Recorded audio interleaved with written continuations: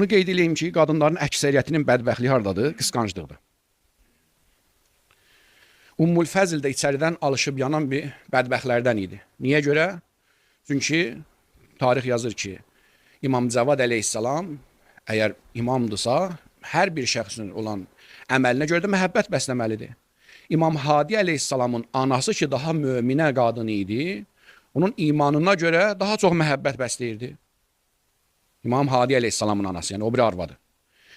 Və digər tərəfdən də bu padşah qızı, o isə bir dənə məsələn kəniz. Padşah qızından Allah Taala ona uşaq vermədi, bir dənə kənizdən İmam Cavad əleyhissalama uşaq verdi.